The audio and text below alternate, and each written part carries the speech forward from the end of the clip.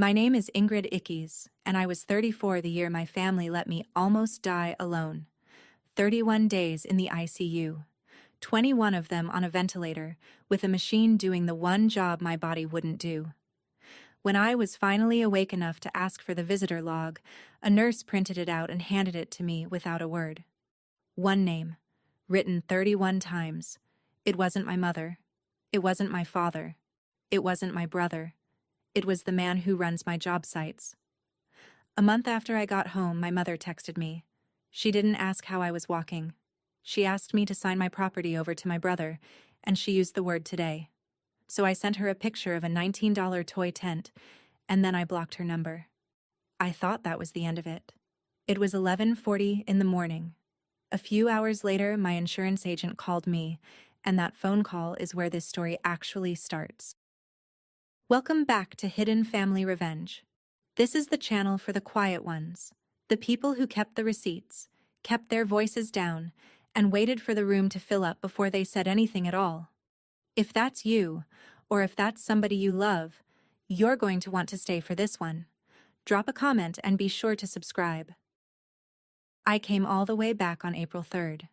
Not gently. My throat felt like somebody had dragged a rasp down it, because for 3 weeks something had been living in there, and the nurse who pulled it out told me my voice would sound like gravel for a month, and she was right. Her name was Junie Kohler. She was 38, and she had a way of telling you terrible things in the same tone you'd use to read a grocery list, which I appreciated more than I could say at the time. She told me the numbers. 22 feet. A scaffold anchor that let go on the Dunlap job. Fractured pelvis, punctured lung, and then sepsis, which is the part that nearly finished it. 21 days sedated, 31 days in that unit. I lay there and did the math with a brain that was still half asleep, and then I asked her for the visitor log, because patients can ask for that, and because I already knew, and I wanted to see it in print. She came back with 2 sheets. 31 lines. One name on every line. Odell Bray, my foreman, 55 years old, who had a wife and a bad hip, and a crew to run. He was asleep in the plastic chair by the window when I read it, still in his work boots, with dried mud on them from a site he'd been on 11 hours earlier. I looked at his boots for a long time. Then I asked Junie the only question I had left. Did anybody call? She looked at the chart. Then she looked at the window. She took long enough that I stopped needing the answer. Here's what the house is, so you understand what she was asking for. My grandmother Hazel owned 6 acres on Hazel Run Road, which is not named after her. It's the other way around in the sense that nobody remembers which came first. She died in 2015. I was 23. In 2016, my father sold every one of those acres for $38,000 to close a hole my brother had dug, and he didn't tell me until it was recorded and done. I found out from the tax notice. 3 years later, a piece of it came up at the county tax sale because the buyer never paid the bill, and I stood in the back of that room with $27,400 I had saved over 7 years, driving a truck with a bad clutch, and I bought back 3 1/10 acres of my grandmother's ground. Then I built a house on it. Not hired. Built. Weekends, mostly, and the dead weeks in February when nobody's framing anything. It took 4 years. I dug the footers, I set the sill plate, I hung every door in that place, and there is one apple tree still standing near the middle of the yard because it was Hazel's, and I framed the whole driveway around it rather than take it out. And because of what my father did in 2016, I did one more thing in 2019. Cambria County runs a free service where they mail you a postcard anytime a document gets recorded against your parcel. I signed up the same week I got the deed. Took me 9 minutes. It worked exactly the way it was supposed to work. That's the part that still gets me. They moved me to inpatient rehab on April 3rd and kept me until the 1st of May. 4 weeks of learning to walk again with a rolling frame and a physical therapist named Court, who counted my steps out loud like a man calling a boxing match. It is a strange thing to be 34 and have somebody clap because you crossed a hallway. My mother's first message came on the 9th day I was awake. 2 lines asking how I was feeling, then 4 paragraphs about my brother, Tessa's due in August, and they're paying $1,100 a month for a place with black mold in the bathroom, and Kaylin hasn't slept. And honestly, nobody in this family has slept. Ingrid. I read it twice, and I put the phone face down on the blanket. And I thought about the shop class. When I was 17, I wanted to take advanced woodworking, and my father said no, absolutely not. Girls don't come home with their fingers in a bag. So my mother took the waiver form and signed my name on the parent line, and my name on the student line, both, and handed it to me in the driveway, with a look I have never forgotten. Proud. That's the word. She told that story at Thanksgiving for years. She told it the way other mothers tell about coaching a team. I have been signing your name since you were 17, honey, and look how you turned out. Back then, I thought that was love.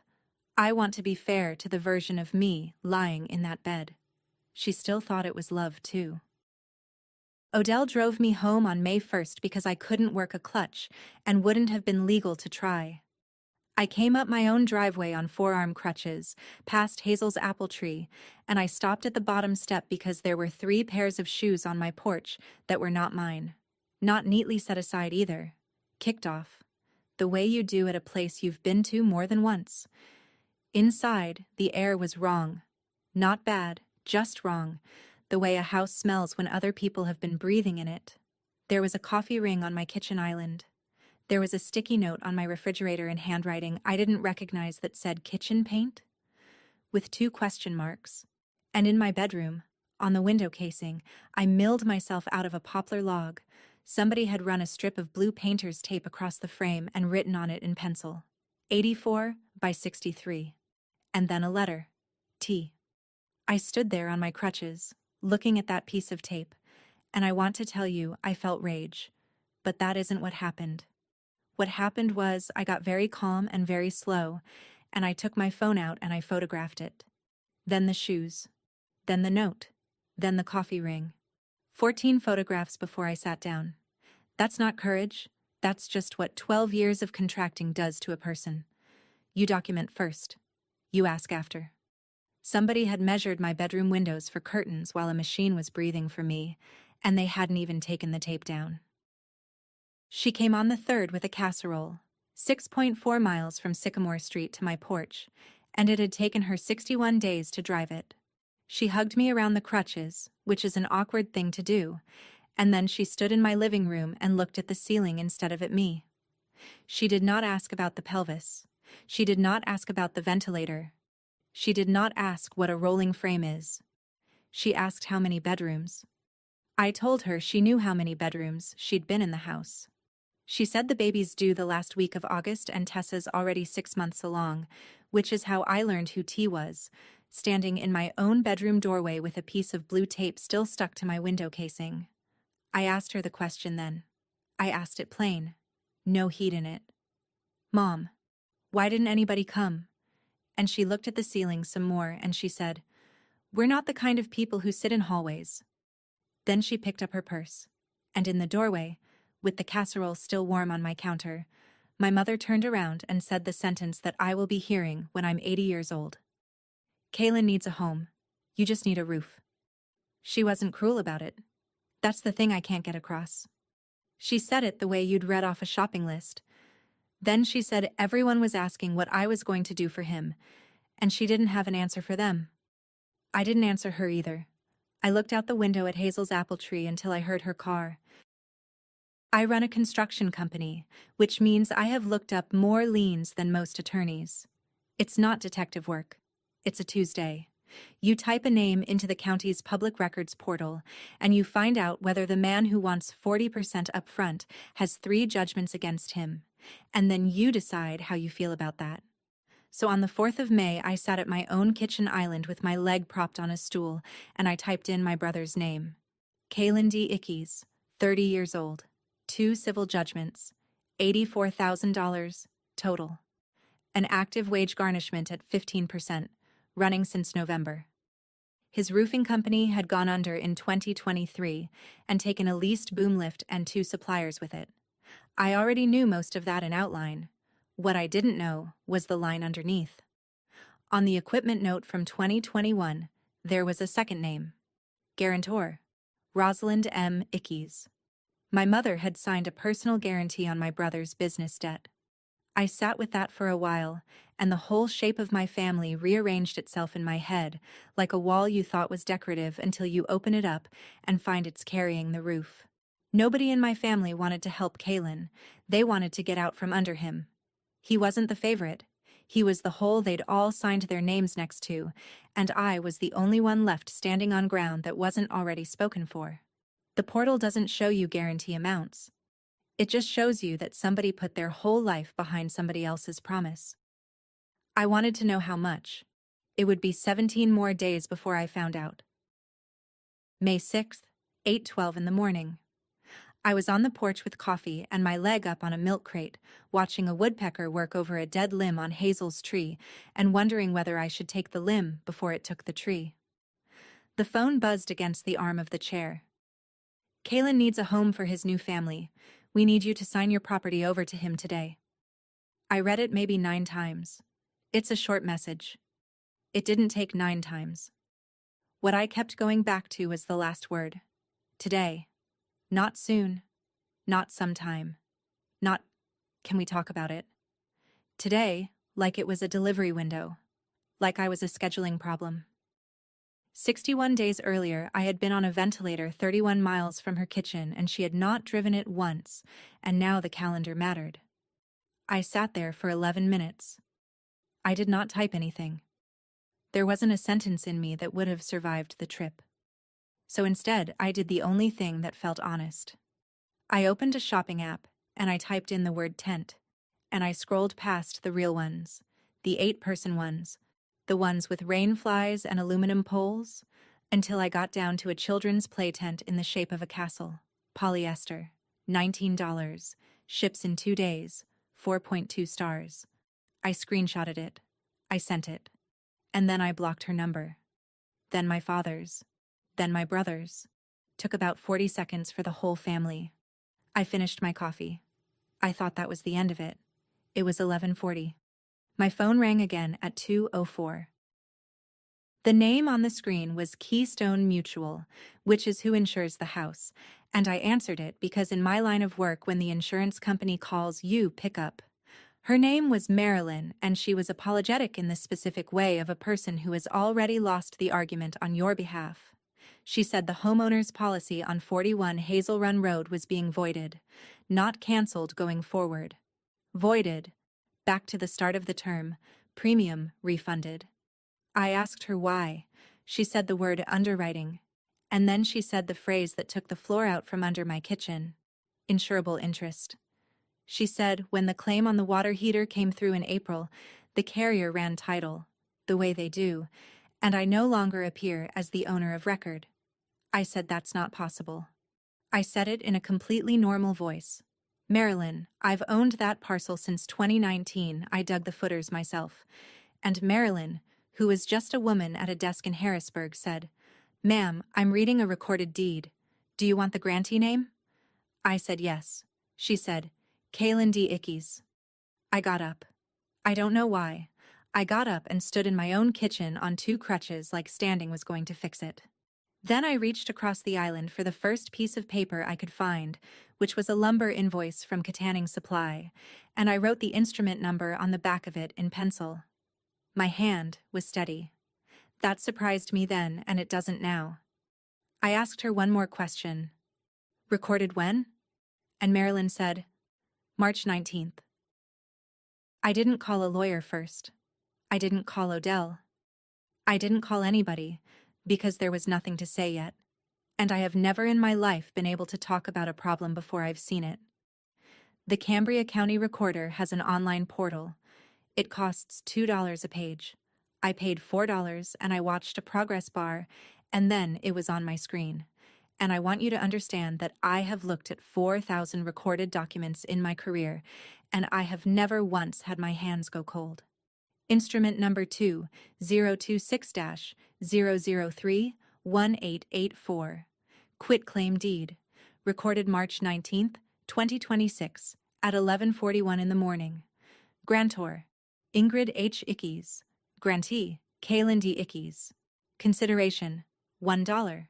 3 1/10 acres. Hazel Run Road, Culver Bend Township, with the meets and bounds copied straight off my own survey.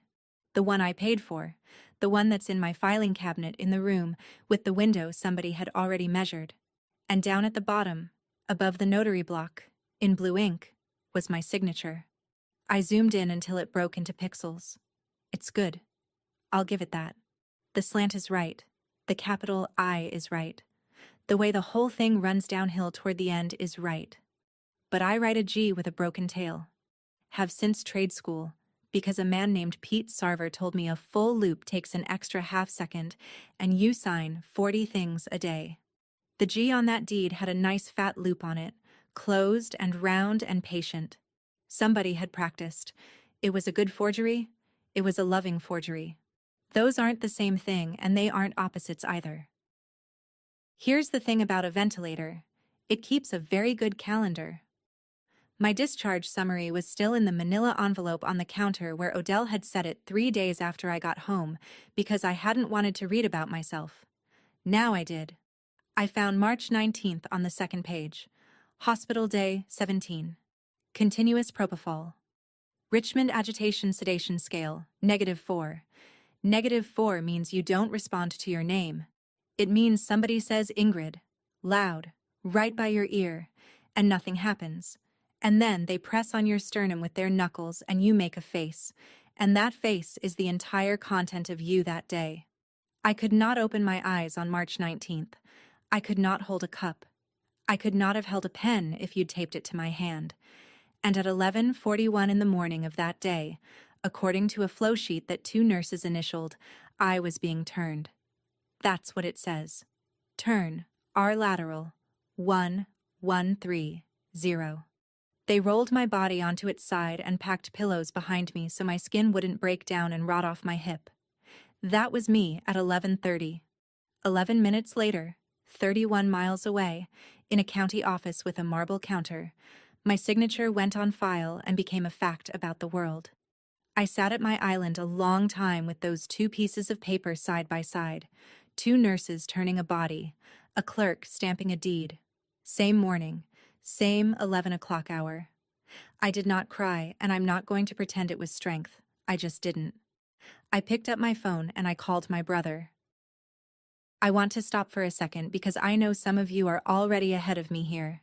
If you own property and you have family, go find out tonight whether your county mails a fraud alert when something gets recorded against your parcel. Most of them do it free. It took me 9 minutes back in 2019. Do it before you forget. And if this is useful to you, subscribe, because I'm going to keep telling these exactly the way they happened. I called from the company line because he hadn't blocked that, and because a man who's been ducking his sister for 2 months will still answer a number he thinks might be work. He picked up on the second ring and said, "Hey," like it was a Tuesday. I had one question ready. I'd written it on the back of the lumber invoice under the instrument number so I wouldn't wander. "Did you record a deed on my parcel?" And here's the thing that ended it for me, right there, before any of the rest. He didn't say what. He didn't say, "What deed? Ingrid, what are you talking about?" He said, Okay, let me explain. Do you know how much information is in the word, okay? He explained for 6 minutes. He explained about Tessa and the mold and the 15% off the top of every check and how the bank laughed at him, actually laughed, and how this was the last door and it had been standing open, and it wasn't going to stand open forever.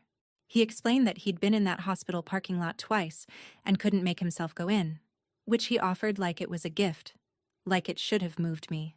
And then he said the thing. He said it calmly, and he said it like it was a reason. "You were unconscious. Someone had to decide." I let it sit. I looked at Hazel's tree through the window over my sink, and then I asked him the only follow-up there was. "Who's someone?" There was a sound on the line like he'd sat down. Then he hung up on me. Bet Corrigan practices real estate law out of a converted row house in Johnstown, and she charges $340 an hour, and there is a $9,000 photograph of a bridge in her waiting room that I stared at while I decided how much of my life I was about to spend. Retainer was 5,000. She read the deed for 4 minutes without saying anything, and then she took her glasses off. Which I've learned is what people do right before they tell you the truth. She said 3 things. First, quiet title. That's a lawsuit that asks a judge to look at a chain of ownership and say out loud who owns something. Second, lis pendens. That's a single line you file against a parcel that says litigation is pending, and it doesn't stop a sale. It does something better. It makes the property radioactive to every lender in North America. Third, the notary journal. In Pennsylvania, a notary keeps a bound book, and it is a legal record, and a person whose name appears in it has a right to request the entry. I wrote all 3 down on the back of the same lumber invoice, which by then looked like a ransom note. Then Bet put her glasses back on and gave me the last thing, which she didn't have to. She said, "Ingrid, I want you to hear this clearly before you pay me $1. If this goes where I think it goes, you are going to be suing your mother." She asked if I wanted to think about it. I'd had 31 days of nothing but ceiling tile. I was done thinking. I said, "Send me the engagement letter." I signed it with my own hand. The G came out broken, the way it always does. There was still a hole in it, and the hole was the postcard. I'd signed up for the county's fraud alert in 2019 specifically so that this exact thing could not happen to me twice. So on May 12th, I called the recorder's office and a woman named Deb pulled it up while I waited, and she said cheerfully that the notice had gone out. March 20th. Next business day, just like it's supposed to. I asked her where it went. She read me the address on file. 1140 Sycamore Street, my mother's kitchen. I want you to hear this part clearly, because people have asked me why I didn't see it coming. I did see it coming. I saw it coming in 2016 when my father sold 6 acres out from under his own mother's name and told me afterward. So I built a smoke detector. And in March, while I was asleep, somebody took it down and put it in her purse. Because on March 5th, which was hospital day 2, which was 3 days into the sedation, a temporary change of address was filed with the Postal Service in my name, filed by a person identifying as the family caregiver of an incapacitated adult. That is not a forgery. That is a form. It has a box you check and no signature from the patient because the entire point of it is that the patient can't sign because the patient is on a ventilator. I have never been angrier at a piece of paper that was working correctly. The alarm went off. It rang in her kitchen, and somebody stood there and listened to it ring and then threw it away, and then drove to a title office 14 days later. Bet sent the journal request on the 13th. Keystone Title and Insurance in Ebensburg took 9 days to answer it, which she said was 8 days longer than an office answers when it has nothing to worry about. It came back as a photocopy of a single page from a bound book with a green cloth spine, and I have it in a fireproof box now, and I could draw it from memory. Entry number 1102, March 19th, 2026, 11:38 in the morning. Document type, in ballpoint, in a careful hand. Quit claim deed. Signer, Ingrid H. Ickes. Method of identification. And this is the column that did it, because there's a checkbox for driver's license and a checkbox for passport and a blank line for other, and none of those were used. Instead, somebody had checked the box that says personally known to notary. Personally known. And then, in the last column, the one that the title offices around here started using after the deed fraud stories a few years back, the column that most people have never seen in their lives, there was a thumbprint. Black ink. A full one. Not a smudge, not a partial. Somebody had pressed down hard and rolled it, the way you're supposed to. I sat there and I heard my mother's voice in my kitchen saying, "Kaylin needs a home. You just need a roof." And I looked at that little inked square. I have narrow hands. I've had them shut indoors and hit with hammers, and I have looked at them every day of my working life. I know what my own thumb looks like. That wasn't it. You can order your own medical records. People don't know that, or they know it and assume it's a fight. It isn't. You fill out a form for the Health Information Management Department, you pay a per-page fee, and about 2 weeks later, a box shows up. Mine cost $58 and came to 214 pages, certified, with a raised seal on the cover letter, which is the part that matters, because a certified record is a record a court will look at without arguing about it first. I went through all 214 at my kitchen island over 2 nights. Ventilator flow sheet, March 19th, entries every 2 hours, tidal volume and rate and pressure, hour after hour after hour. Sedation record, propofol at 40 micrograms per kilogram per minute, continuous, no interruption logged that day. Turn log, 11:30, right lateral, 2 sets of initials, neurochecks, RASS, -4 at 8, at 10, at noon, at 2. Somewhere around page 60 I stopped thinking of it as my family's mistake. That's the honest timestamp, not the deed, not the phone call. Page 60, at my own kitchen island, at 1 in the morning, reading a nurse's initials next to the word unresponsive for the 9th consecutive time. Because a mistake is something you make. This had a schedule. I made 3 copies. 1 for Bet, 1 I didn't know what for yet, and 1 I put in the bottom of my job box under the impact driver, which is not a rational place to keep medical records, but it was the place in my life that had never once been touched by anybody but me. My father came on the 17th, and he didn't knock. He came right up the steps and through the door the way you do at a place you used to own, which he never has, but his mother did, and in his mind that's the same arithmetic. He was 64, and he looked 80 from the side. He didn't apologize. He didn't ask about the crutches, which by then were down to 1 cane. He stood in the middle of the floor I laid, and he talked about 1974, and about his father, and about how there used to be a pump house at the bottom of the run, and I let him, because I wanted to see where he was going. He got there. He said the 2016 sale was men's business in the family and that I'd made it ugly by looking it up. He said family handles family, and I went and got a lawyer, and that's what strangers do. And then he told me the truth, which I don't think he meant to, and which I have thought about more than anything else anybody said that whole spring. He said, "If your brother's up here, then the land came back to us." He looked out my window at his mother's apple tree. "If it's just you, then I'm the man who sold his mother's ground." He didn't want money. My father has never wanted money in his life. He wanted the story to end a different way. I said, "Dad, the land did come back. I bought it."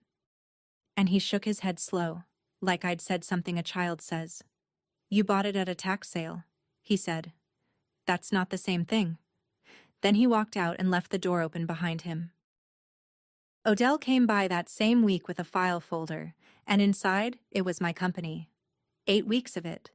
Every invoice, every change order, every payroll run, the Dunlap job closed out and signed off, a retaining wall in Portage that came in 400 under, and the whole thing in his terrible block printing. He'd run Icky's Build and Restore for 2 months and had not paid himself $1 over his foreman rate. When I asked him why not, he looked at me like I'd asked why he wears boots. And the crew, 6 guys, had gone and rearranged their own shifts so nobody got laid off in April, which is not a thing crews do, and Odell hadn't asked them to. He never mentioned any of it. He mentioned the retaining wall twice, and then I asked him about the parking lot, because Junie had told me something in the hall on my last day. He shrugged and said the morning shift starts at 6 and it's 29 miles back to his place, and it seemed dumb to drive it. 9 nights. He slept in his truck in a hospital parking lot 9 nights so he could sit in a chair beside a person who did not know he was there. I said thank you, and it came out wrong. Too small, and he waved it off and said the only thing he said about it in his whole life. "You'd have sat in mine?" I stopped calling them my family somewhere in there. Not out loud, not in a speech. Just in the part of my head that keeps the books. The way you quietly move a line item from one column to another because it was in the wrong column the whole time.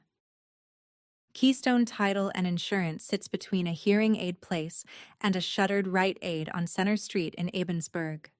Cheryl Vance has worked there 19 years. She's 47. She's been my mother's friend since they were 17, and her son Denny has framed houses for my father since 2014. And there were 2 winters when my father had no work at all and paid Denny anyway out of his own pocket. And everybody in 3 townships knows that story because Cheryl tells it. I walked in on a Monday with my cane, and she knew me before the door shut. She said my name with real warmth. She asked about the pelvis. She was the first person in my family's entire orbit to ask about the pelvis. I put a piece of paper on her counter, face up, the photocopy of entry 1102, and I asked her one question, and I did not raise my voice, because there were 2 other people in that office, and I didn't need them yet. Was I standing here on March 19th? She looked at the page for a long time. She said, "Ingrid, honey, I have known your family since before you were born." I said, "That's not what I asked." She picked the page up to hand it back to me, and her hands were shaking so badly the paper made a sound. She never answered me. That's the whole thing. She never said yes, and she never said no, and a notary who won't say whether somebody stood in front of her has already testified. I got to the door and she said my name. "Ingrid, don't do this to your mother." I said, "I'm not doing anything to her.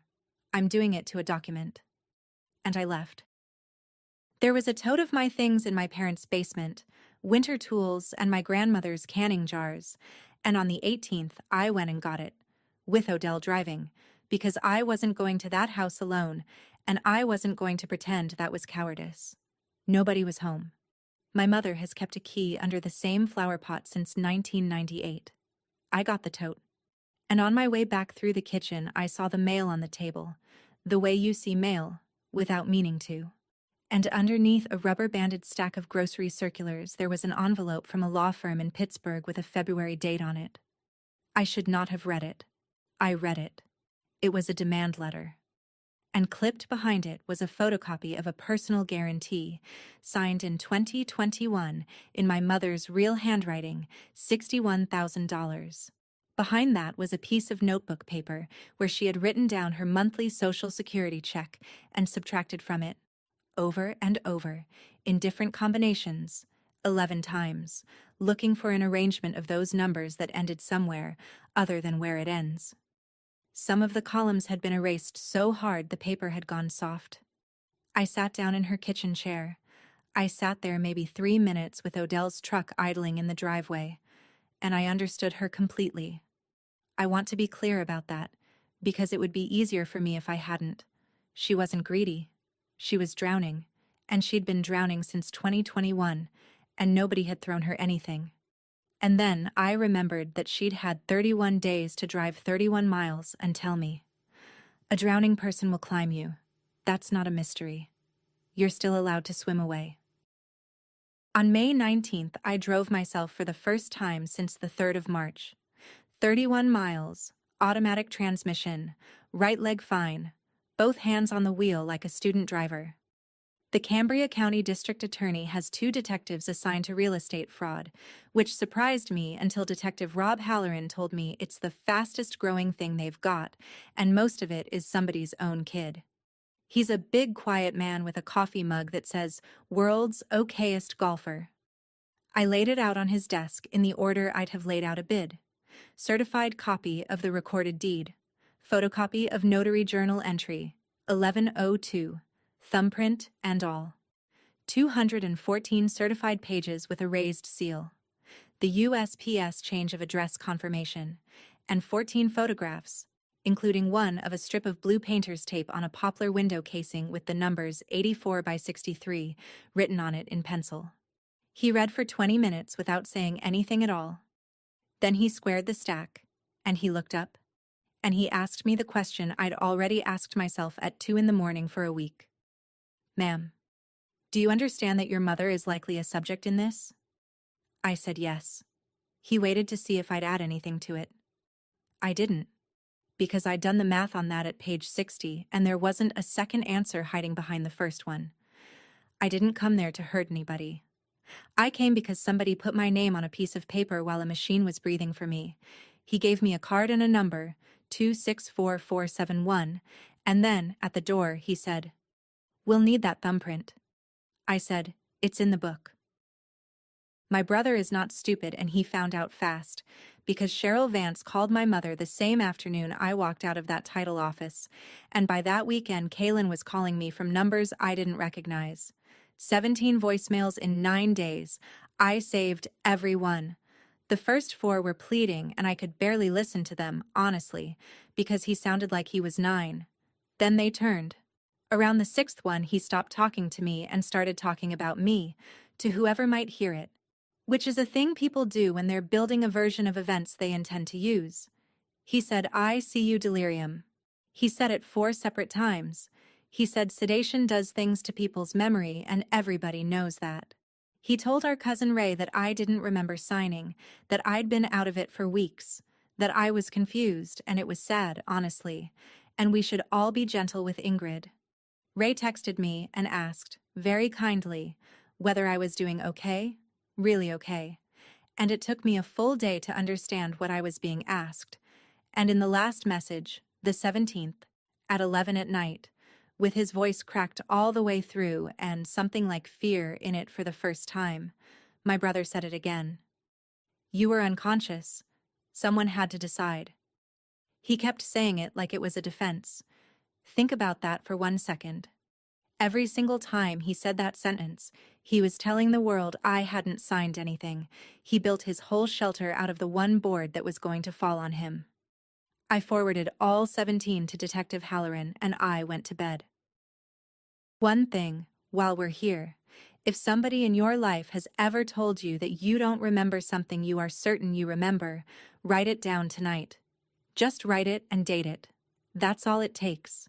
It costs nothing, and it changes everything later, and I promise you nobody has ever regretted it. And if this story is landing somewhere real for you, leave me a comment. I read them. That isn't a line. I actually read them. On May 22nd, Bet Corrigan filed 2 documents. The first was a complaint to Quiet Title, Ickes versus Ickes, which is a sentence I never expected to see with a case number after it. The second was 1 line. A lis pendens on Parcel 41 Hazel Run Road, Culver Bend Township, recorded at the same counter where the deed had been recorded 64 days earlier, by the same office, into the same book. Bet explained what it meant while I wrote the check, and she put it in a way I've never gotten out of my head. She said, as of this afternoon, there is not a bank on earth that will lend $1 against that dirt. $14,200, all in, and I paid it out of the money I'd been saving to re-roof the shop. Then I drove home and sat on my porch and looked at Hazel's apple tree, which had not fruited in 7 years, and I thought about how strange it is that the biggest thing I ever did in my life was a line of text in a county book that nobody I'm related to would ever read. My mother thought I was sulking. My brother thought I was confused. My father thought I'd gone and gotten a lawyer. Singular, like it was a tantrum with a retainer. They were all still waiting for me to yell.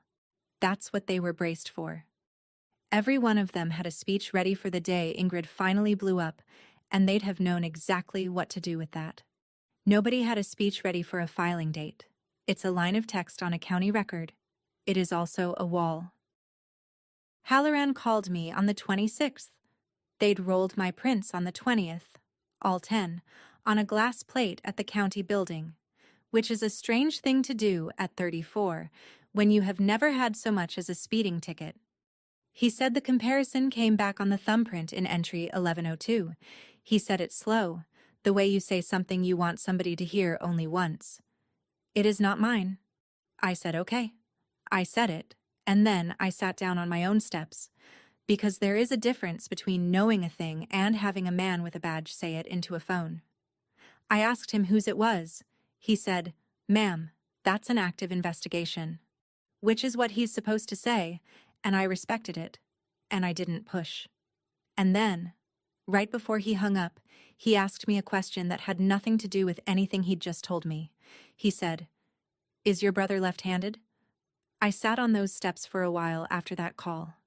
Kaylin has been left-handed since he was 4 years old, and my father tried for 1 entire summer to fix it, with a fielder's glove and a lot of yelling, and failed. I never answered Halloran's question. I didn't have to. He hadn't asked it to find out. He'd asked it the way you set a beam in place, and then step back and let somebody else see that it's plumb. So now I knew two things, and they were two different people. Somebody's hand had made that signature, and somebody else's hand had gone down flat on that book.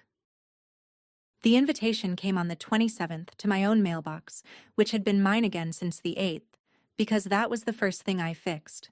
Heavy cream stock, gold border, the kind you buy in a box of 50 at a craft store and print at the drugstore. On the envelope, in my mother's handwriting, the same handwriting that has been on every birthday card of my life, Ingrid and guest. Inside, Kaylin and Tessa, May 30th, 6 o'clock. Culver Bend Volunteer Fire Hall. And down in the corner, in italic, please join us. We have news. Odell was standing in my kitchen when I opened it. He read it upside down the way he reads everything, and he said, "You're not going." I said, "I'm going." He said, "Ingrid." And I said, "Odell, they mailed it." They sat down and addressed it and licked the stamp. They still think there's going to be a closing. That's what got me. Not the nerve, the confidence. They mailed me an invitation to the party where they were going to announce my house, and they were so sure of the outcome that they included a guest. So on the 28th, I drove to the store in Ebensburg, and I walked down the toy aisle with my cane, and I found it. Polyester. Castle-shaped. Little printed drawbridge. $19. Exactly as advertised. 4.2 stars. I bought it. I took it home, and I wrapped it myself in silver paper, and I put a red bow on it. And I sat there at my island looking at that box for probably 10 minutes. I'm not proud of how good that felt.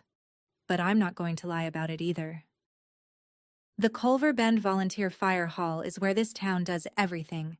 You get married in it, and you get buried out of it, and you vote in it, and every October you eat a lot of bad chicken in it for the ambulance fund.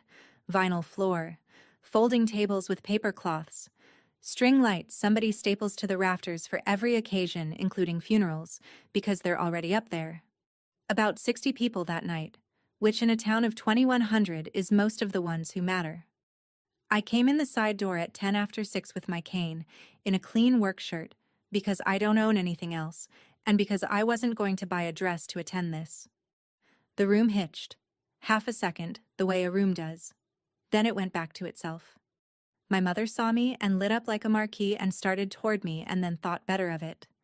My father did not look at me one time the entire evening, and I mean that literally. I watched. And then Tessa Hoyt came across that floor at me at 6 months pregnant with both hands out and hugged me so hard my cane went sideways, and said she was so glad she'd told Kaylin I'd come. She meant it. That's the thing that made it hard to breathe in there. She meant every word. I hugged her back, and I set my silver box on the gift table between a crock pot and a card. And then I looked across the room, and I saw a man in a jacket standing by himself near the coat rack. Not drinking, not talking, not smiling. Wendell Hoyt, her father, the loan officer at Allegheny First Savings. He looked like he'd come from a viewing. At 7, Kaylin tapped a plastic champagne flute with a butter knife, which doesn't ring, so he had to do it 4 times, and somebody finally killed the music. He was good. I'll say that. He talked about Tessa, and he talked about the baby, and he said it had been a hard year for the Ickes family, and a few people said amen. And I watched my mother across the room press a napkin under both eyes. Then he set the glass down, and he said, "And we've got one more thing." He got a grin on. On June 15th, we're closing on the family homestead up on Hazel Run. That room came apart. Applause, real applause, a whoop from the back. Somebody by the beer buckets yelled, "About time that land came back." My father nodded, slow, twice, and it was the only time all night I saw his face do anything. My mother stood up. She had a flute in her hand and her eyes were wet, and she was so happy. And she turned toward my end of the room, and she raised it at me, and she said it loud enough for 3 tables, loud enough that the people who didn't hear it got told what it was in about 4 seconds. Kaylin needs a home. She smiled at me, warm, proud, like she was giving me a compliment in front of the whole town. Ingrid just needs a roof. And the room laughed. That's the part. 60 people laughed, and a man I've framed 2 houses with reached over and squeezed my shoulder like he was congratulating me on being such a good sport about it. I set my glass down on the paper tablecloth, and I stood up. I didn't have a microphone, and I didn't want one. I set it at the volume you'd use to read somebody a price. Congratulations, Tessa. Truly. And she beamed at me, and half the room turned around to see who was being nice. And then, in the exact same voice, I said, "There's no closing." There was a laugh. A confused, generous, small-town laugh. The kind you give somebody whose joke you didn't quite catch. I let it finish. Then I said the rest. Slowly. Because I've spent 12 years explaining permits to people who don't want to hear about permits, and I have learned that the trick is to be boring. I said there's a lease pendens filed against Parcel 41 Hazel Run Road, recorded May 22nd at the Cambria County Recorder's Office. I said the case name, Ickes versus Ickes. I said the number. I said it the way you read a part number off a box. Kaylin laughed out loud and said, "She's making that up." And there was a beat where the room genuinely could have gone his way, because I'm the one who was in the hospital and everyone knew it and everyone had heard something about sedation by then. I didn't argue with him. Arguing was what they were all braced for. Instead, I turned my head about 15 degrees, and I looked at the man standing by the coat rack, and I said, "Mr. Hoyt, do you want to tell them, or should I?" And 60 people turned around at once. Wendell Hoyt stood there with everybody's eyes on him and his daughter's hand still in his son-in-law's. And he was gray, and he had known since 8:40 that morning, and he had come to this party anyway because Tessa had asked him to, and he loved her. He said, "The loan was pulled this morning." His voice didn't do what he wanted it to. 8:40. There's a cloud on the title. Somebody's fork hit a plate, and Tessa let go of my brother's hand. My mother came up out of her chair so fast she took it over backward, and a folding chair going down on a vinyl floor is the loudest thing in the world. And then she screamed at me, in front of 60 people, 61 years old, in her good blouse, with a napkin still in her fist. She said, "I always have to win." She said, "I've always had to be the one who's right, since I was a little girl, and everybody in this town knows it." She said, "I brought a lawyer into a family." She said the word lawyer like it was a disease you catch in a city. She said I was humiliating my brother in front of everyone he knows, on his night, with his pregnant fiancée standing right there. And did I have any idea what kind of person that made me? She called me a liar twice. Her voice broke on the second one. My father got up and took her arm, and she tore it away from him so hard he stumbled into the table. And I stood there. That's all. I stood there with both hands on the head of a cane, and I did not move 1 foot, and I did not interrupt her until she was finished, because she wasn't going to be finished until she was, and because a room can only hold that for so long before it starts doing math. I watched 60 faces do the math. Then I waited 3 more seconds. And I asked her, in the same voice I'd used on Tessa, the same voice I use for a change order, the question I'd been carrying since the 6th of May. I was on a ventilator for 21 days. Somebody in the back said, "Oh God," very quietly. "Which one of you held the pen?" Nobody answered. Nobody. And that silence is a sworn statement, and every person in that hall took it down. Then, at the last table, Cheryl Vance stood up, put on her coat, and walked out. And 60 people watched a notary leave a party. The fire door banged shut behind Cheryl, and my mother came apart. She'd watched her friend of 44 years put on a coat, and whatever was holding her together stopped holding, and she wheeled around to that whole room, and she screamed the thing she had come there to never say. "It was mine." Everything stopped. "It was my hand. Leave him alone. It was me. It was me. I did it. It was mine." She was pointing at her own chest with the napkin still in her fist. My brother closed his eyes, and I want to tell you what I felt right then, which was nothing I'd planned on. She wasn't confessing to a crime. She was throwing herself in front of a car. She had done the arithmetic in half a second, the way a mother does, and decided she could eat this whole thing if she ate it loud enough and fast enough. So I said it quietly, just to her, really, which is why the whole room heard it. No, Mom. Yours is on the signature line. And then I gave it one beat, because she needed the beat. His is in the journal. She stood there, and you could watch it land. You could watch it go all the way down, because she hadn't known. She truly had not known. She had forged her daughter's name in blue ink and driven it to her oldest friend, and nobody had told her that her son put his thumb in the book. Her legs went. My father caught her under the arm and got her into a chair, and she sat there looking at nothing. Then Tessa Hoyt walked over and stood in front of my brother, 6 months pregnant, still holding a plastic flute. She didn't yell. She's a clinic nurse, and she asked it exactly like a nurse. Was she on a ventilator when you did it? Kalen opened his mouth. Nothing came out of it. Nothing at all, for about 4 seconds, in front of everybody. Tessa put the flute down. She took her ring off, and she walked across that hall to the gift table, and she opened the silver paper, and she looked at the $19 castle tent for 1 second. And then she set the ring down on the roof of it. "You told me it was a gift," she said, "from your sister." Then she walked out with one hand under her belly. I looked at that ring sitting on that little polyester roof, and I thought, which one of you held the pen? I got my answer. I didn't say anything else. I picked up my cane and went out the side door, and behind me I heard my mother say my name 3 times.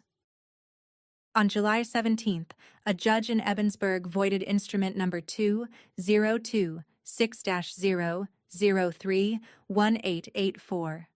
Quiet title, unopposed, because by then nobody on the other side had a lawyer or a reason. The deed came off. My name went back on. Keystone Mutual reinstated the policy on the 24th and charged me $110 for the lapse, which I paid without comment. My brother was charged with forgery and tampering with public records. He pled to 1 misdemeanor and got 2 years probation and restitution of $14,200, my legal fees, at $310 a month, which is almost exactly what they were already taking off the top of his checks. Cheryl Vance's commission was revoked by the Commonwealth. She lost the job she'd had for 19 years, and she did not go to jail. And Denny still frames houses, and that's the end of what I know about her. My mother was never charged. I signed the declination myself, in Halloran's office, and I want to be honest about why, and the honest answer is that I don't have a clean one. It wasn't forgiveness. It was a choice, and I made it, and I'd make it again, and it cost me something I can't name. It didn't save her anyway. She lost the house on Sycamore Street in November to the same creditor she'd guaranteed for $61,000 in 2021. My father was charged with nothing. He didn't have to be. He lives in a town of 2,100 people, and 60 of them were in that hall. He didn't speak to anybody all summer. And Tessa had her daughter in August. I sent a cradle. I built it out of the poplar from that window casing. I didn't put a note in it. People want to know how I cut them off, and they're expecting a scene, and there wasn't one. I did it with paperwork, which is the only language my family and I have ever actually shared. I changed the locks. I took my mother's name off my emergency contacts at the hospital and at the office and off the form in my truck. I redid my healthcare directive with Bet, and where it says, "Who decides for you when you can't," I wrote Odell Bray, and he signed it at my kitchen island with a carpenter's pencil because that's what was in his shirt. And then he asked me if it meant he had to visit, and I said he'd already done 31 days, so he was probably good for a while. He came on as a 25% partner in Icky's Build and Restore on the 1st of September. Junie Kohler drove out once in the fall and sat on my porch for an hour and didn't ask me a single question about any of it, which is a kind of grace I didn't know people had. The tent is still out there. I set it up on the porch and I never took it down. It's faded now, and one pole is bent, and I've been asked about it maybe 40 times, and I've never once explained it. And Hazel's apple tree fruited that September for the first time in 7 years. Small, sour, mostly wormy. I ate one standing in the yard. I didn't cut them off. I just stopped being the paperwork they could sign. Family isn't the people whose blood you share. It's whoever is sitting in the chair when you open your eyes. That's my story. 31 days. one chair, and a $19 tent that's still on my porch. If this reminded you to check who's listed as your emergency contact or whose name is on your deed, take that as a sign and go look tonight. It'll take you 9 minutes. And if you know somebody who needs to hear this one, send it to them. Thank you for being here. Drop a comment, hit subscribe, and I'll see you in the next one.